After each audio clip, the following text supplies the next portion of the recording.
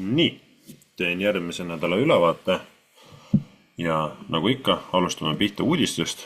Vaatame siis olulisemad päevad ära, kus meil on tulemas siis suuremad uudised, suuremad sündmused.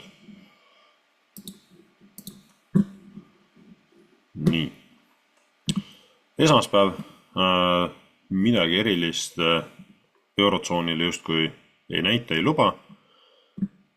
Ja on tulemas siis esmaspäeva õhtupoole New Yorgi sessiooni ajal New York Empire State Manufacturing Index. Et siis üks siuke oluline uudis USA dollarile. Edasi teisipäev. Teisipäeva peal ka erilisi suuri uudiseid ei ole. Eurole ainukene üks uudis siin on see Economic Sentiment Index, punase kaustu uudis, ja ülejäänud on siis juba New Yorgi sessiooni ajal on USA dollarile erinevad retail sales uudised. Edasi kolmapäev. Kolmapäeval on siis enne London Openit on meil tulemas inflatsioonimäära uudised GBP-le ja kell 12 päeval on tulemas siis CPI eurole. Et ka siuksed mõjusamad uudised ja tasub olla siin siis tähelepanelik sellel päeval eriti rohkem siis hommikupoole GBP-d kaubeldes ja euro puhul ka siis. Et CPI täpselt nii nagu dollari puhulgi, siis euro puhul samamoodi CPI üks oluline uudis ja mõjutab väga-väga palju. Edasi on tulemas siis kolmapäeval USA dollarile uudised, erinevad töötusmäära uudised ja FOMC on meil ka kolmapäeval, et siin olla siis ka samamoodi valvas ja FOMC-ga koos on tulemas siis intressimäärade otsus. Kolmapäev üks siis nädala kõige olulisemaid päevi, et need suuremad uudised jäävad küll õhtu 9 paiku, aga sellegipoolest kolmapäev on siis väga-väga oluline päev ja tasub olla siis tähelepanelik. Edasi neljapäev. Need uudised jäävad siin kella 3 aega siis, kui magame ja on tulemas Austraalia dollarile. Ja siis esimesed siuksed, mis eurot ja GBP-d mõjutavad uudised on tulemas siin 10.30 on Šveitsis tulemas SNB intressimäärade otsus. Ja kell 12.45 on siis Euroopa Keskpanga Guindose kõne.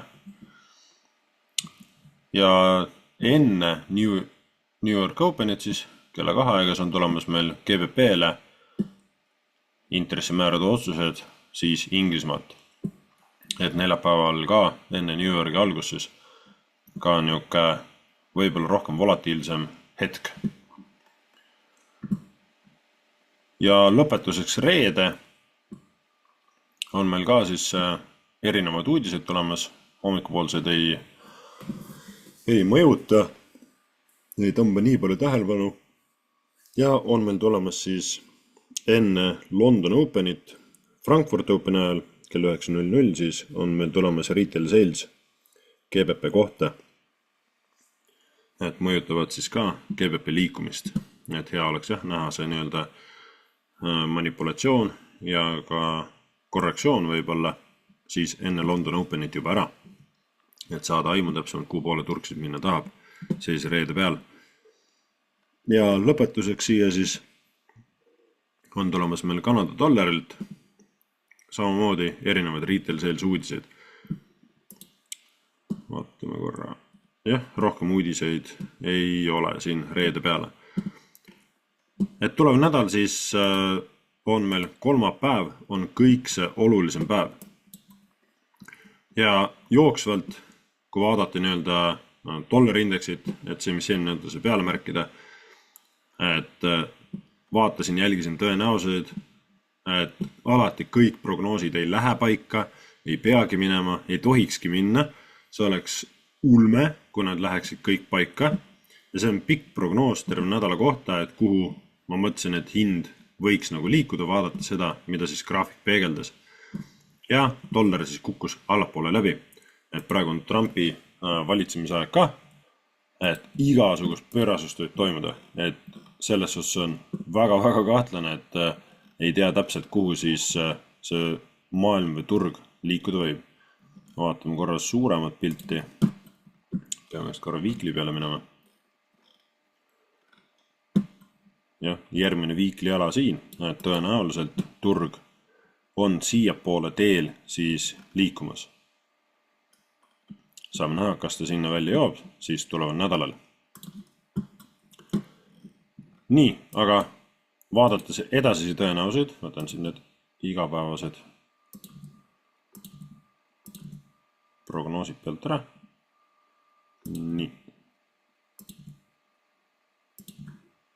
Natukene puhtamaks. Ja vaadates 4 tunni graafikut, vaadates tõenäosusid, kuhu poole turg meil liigub. Siin on jäänud ala märkimata mul isegi. Nii, 4 tunni ala. Saame siia alla panna. Nii, üleval rohkem otseselt ei ole. Et 2 võimalikku suunda näen mina siin siis graafikul hetkel. On meil üleval pool siin ka 4 tunni siis supply demand veel olemas. Kas turg liigub meil siit alla läbi, liigub sinna weekly poole kohe, võib-olla kerge retest siin samusel alas või tuleb ta nõks üles poole, jätkab alla liikumist.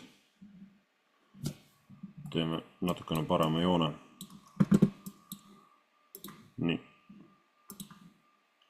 Et turg jätkab enda liikumist alla poole, võib-olla leiab tuge uuesti siit siis. Kas see terve nädal niimoodi kujuneb? Raske öelda. Ja teine suund, mida siis näha, kas turg nüüd läheb kohe meil siit. Märgin siia tegelikult 2 variatsiooni peale.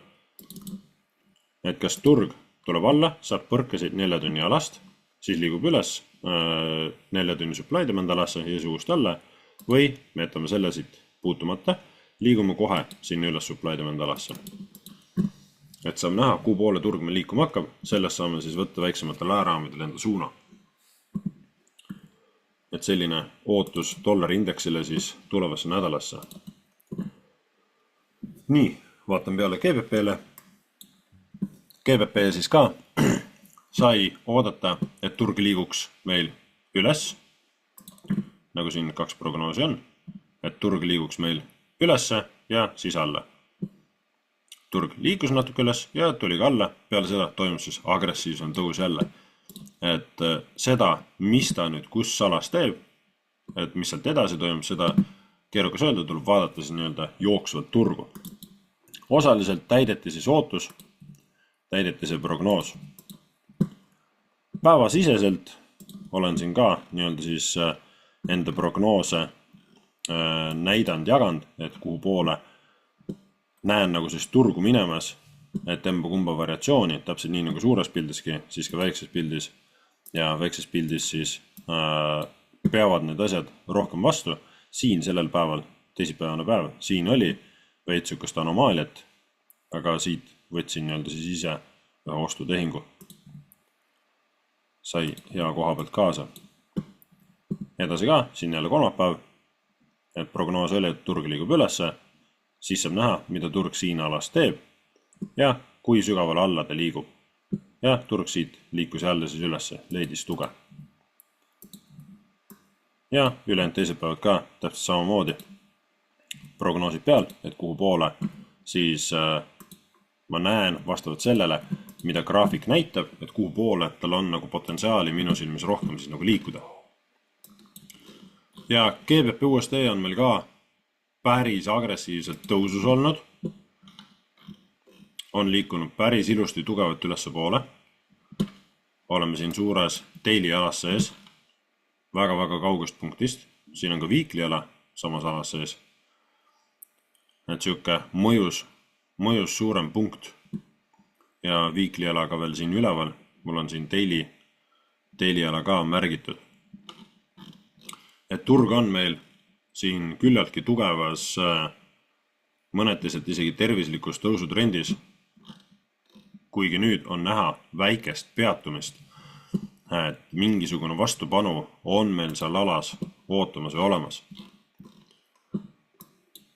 Ja vaadates nüüd graafikule, et mida siit tulevasse nädalasse nii-öelda siis oodata. Võtame korra daily.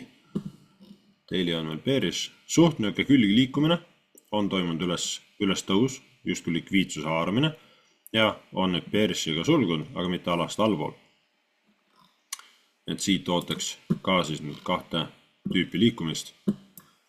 Kas nüüd turg saab siit samuselt reaktsiooni, kus ta siin sees oli, kas siit sai turg enda vajaliku reaktsiooni ja nüüd liigume allapoole, siia alasse. Kas meil jääb siia nüüd supply demand maha või jää? See on ise küsimus. Ja näeme siit siis alla liikumist. Või variant 2. Turg saab meil siit samuse põhja pealt, kus ta on siit reaktsiooni saanud, jätkab meil üles liikumist. Et see ei olnud siis puhtamas võtmes likviidsuse arvamine ja turg tuleb siit veel kõrgemale. Et noppida natukene kõrgemalt siis veel likviidsuspunkte ära ja turg on siis siin 4 tunni peal ka on ikka veel tõusutrendis. Et teine stsenaarium, midagi taolist. Saab näha emba-kumba poole. Et turg on suht siuke, võiks öelda ebaselge koha peal GBP-l. Euro ootused olid ka, euro samamoodi konsolideerus terve nädala alguse poole ja siis toimus siin kolmapäev toimus järsk tõus. Ma ei mäletagi täpselt, mis uudised seal toimusid, aga päevasiseselt on siis prognoosid rohkem paika pidanud ja on saanud nii-öelda siis igapäevaselt häid positsioone. Turg on meil siin ka, euro puhul ka, siis on uptrendis, on tõusu suundus. Vaatame korra daily weekly peale. Meil suurem ala on üleval. Siin on meil ka, meil oli siin kasutamata weekly ala. Nii, märgime ta siia peale. Siin on meil turg praegu ka siis sees.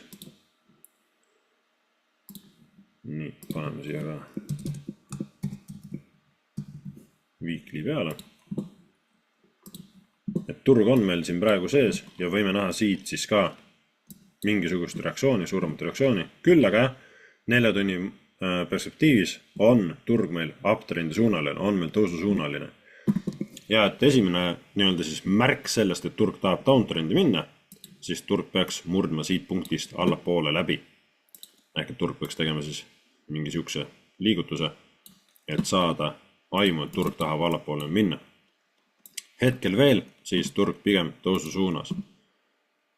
Ja 2 varianti, kas turg tuleb siia, saab enda reaktsiooni, leiab jälle tuge meil siit siis supply demand alast, kui ta siit kohe ülesse poole ei lähe. Ja siis näeme siit alla liikumist, kuna oleme siis suurema ajaraami supply demandis ka sees. Või siis kaupleme siit veel ülesse poole, leiame siit tuge, läheme kõrgemalt seda ala siis ära täitma ja võib-olla siit likviidsust ära võtma. Et 2 siukest variatsiooni. Meeldiks näha küll rohkem siin siis languspoolt, et turg hakkaks siit allapoole langema, saaks reaktsiooni. Weekly pildis ka tugevalt siis bullish ikka veel. Nii, NZUSD on siin alas sees. On meil siin päris korralik langusküünal tulnud, mis näitab justkui tugevamat müüjate positsiooni. Siin on eelnev VIK, mis korjas äras likviidsuse eelnevate tippude pealt. Turg tuli alasse uuesti siia VIK-i alasse, korjas siit likviidsuse pealt ära ja nüüd on toimunud päris kõva siis langus.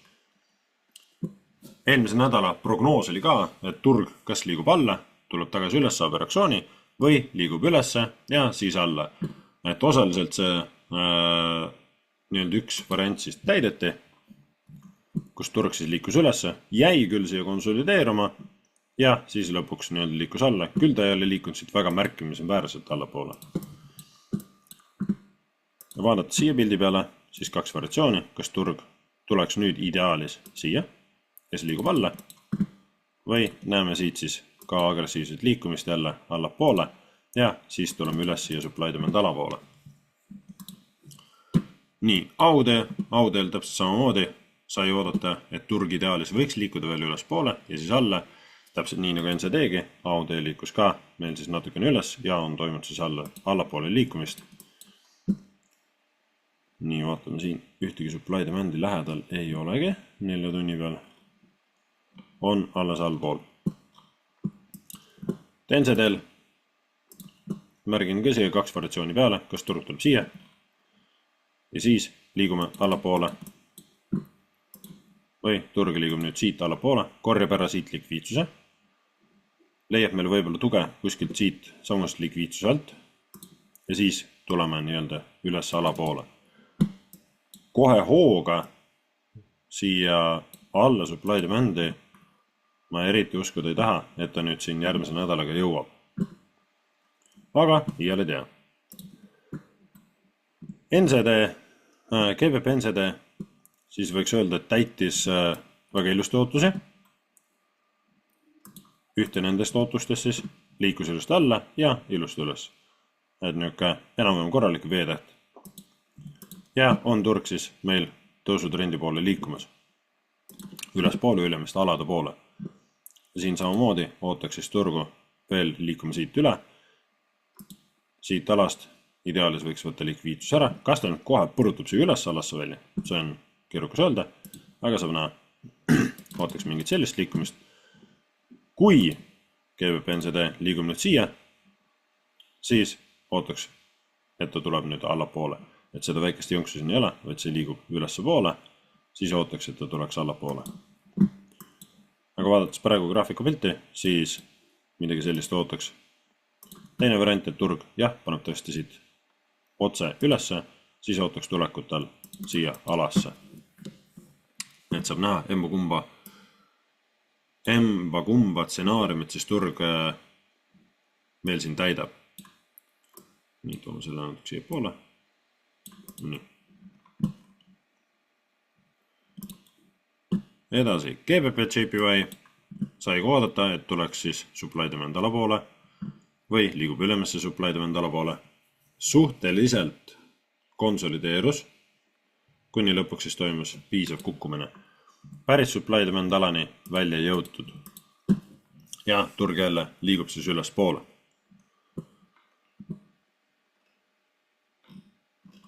Nii, zoomin natuke välja. Meil on GBP ja JPY on siin päris ilus likviidsus endiselt tipus olemas. Turg on meil uptrendi suunaline. Just kui resistant ala meil siin ka. Ja ootaks turgu ideaalis liikuma siin ülesse ja siis alla. Et turg võtaks siit siis downtrendi suuna. Vaatame korra teine variatsioon. Et turg leiab veel kord siit tuge, veel supply demand ei jõua ja siis tuleb siia. Et midagi sellist.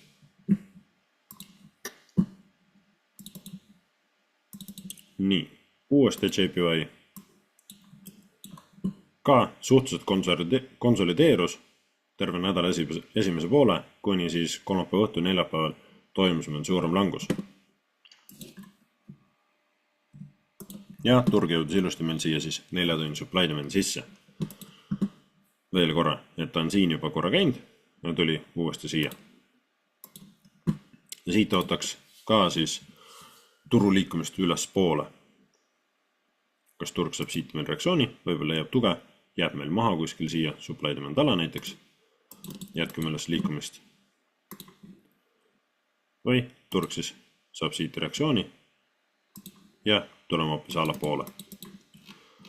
Sest USA dollar on meil langustrendis ikka veel.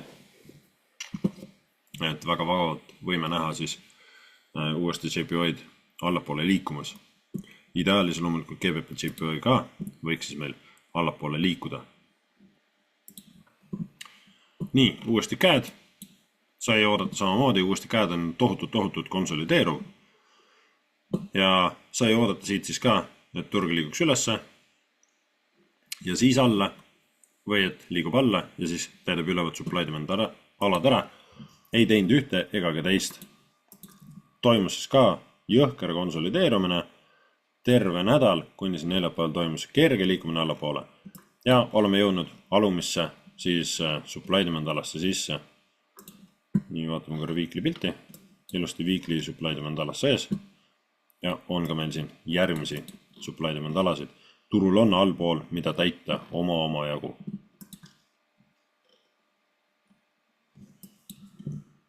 Nii, saame siia ka märkida weekly, pole nupp. Märkida weekly ala peale.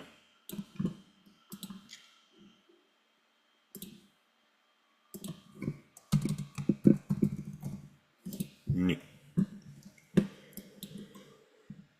Et uuesti käed on downtrendi suunaline hetkel. Ja ootaks võib-olla siit siis korrektsiooni. Endiselt ideaalis, võiks ta siia, mis varasemalt punane joon märgitud on, et sinna alani enda tagasitõmbe teha. Aga kaks varianti, kas turg tuleb meil siit nüüd, leiab toe, hakkab üles liikuma, et saab reaktsiooni meil siit supply demand alast, mis on weekly ala siis, ja näeme siit siis võib-olla mõnetist reaktsiooni üles poole või turu ehitamist üles poole. Ja liigume lõpuks siis siia weekly supply demandi poole, mis ei pruugi siis siin nädalaga välja joonistuda, sest terve see, vaatame siin kohe, siit, terve see osa on üks nädal. Ja kui siit võtta, see oli meil eelmine nädal. Nii et siit võime näha võib-olla ainult sükast mängu, jääb siia konsolideeruma ja võib-olla õrnad liigume üles poole.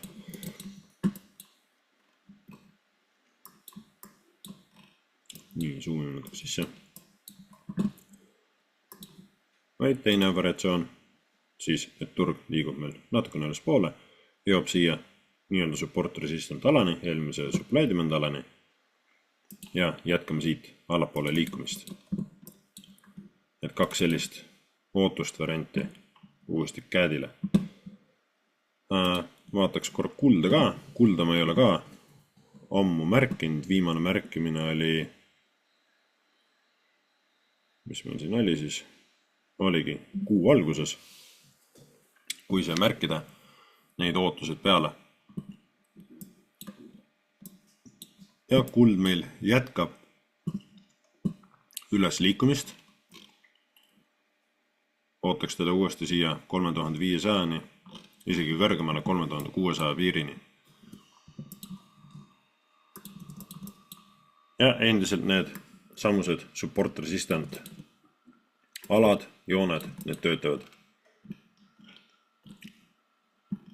Siin, kus praegu hind on, siin võime ka näha, siis mingisugust reaktsiooni. Umbes siia vahemikku võibki tõmmata selle. Need kullale ka kaks suunda, mida peale märkida, kas ta nüüd liigub alla ja siis saame reaktsiooni. Jätkab siit üles liikumist. Nüüd toome selle natuke madalamaks.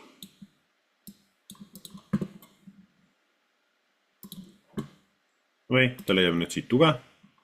Käib võib-olla nõks kõrgemal ära. Tegelikult on juba isegi liikunud siit likviidsus ära võtta.